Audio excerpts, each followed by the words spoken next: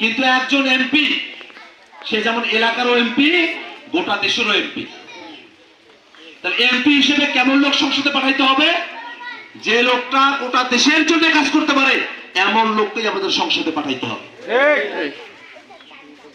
সংসদ সচিবালয়ে কোন নীতিটা নিলে পরে মানুষের উপকার হয়, কোন প্রকল্প নিলে গরিব মানুষের উপকার হবে, তেমন প্রকল্পগুলোর কথা সংসদে গিয়ে বলতে পারে এমন লোককেই সংসদে পাঠাইতে হবে।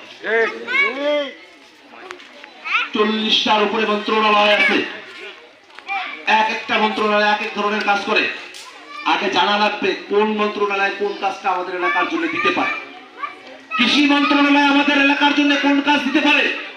যুব মন্ত্রণালয় তারা সুন্দর করে যুবকদের ট্রেনিং এর ব্যবস্থা করে। ওই ট্রেনিং নেওয়ার পরে যুবকরা একটু ভাতাও পায়, ট্রেনিংটাও হয়, কর্মক্ষম হয়, উপার্জন করে পরিবারের একটা শান্তিও চলে আসে। ওই যুব মন্ত্রণালয় থেকে কাজটা আমাদের এলাকার জন্য আনা লাগবে।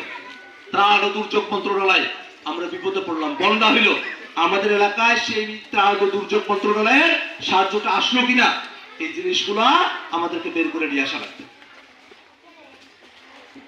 স্থানীয় সরকার মন্ত্রণালয় আমাদেরকে কি উন্নয়ন বৈষম্যের মধ্যে রাখলো কিনা, এটা তো সবসময় রাখে, আপনারা জানেন।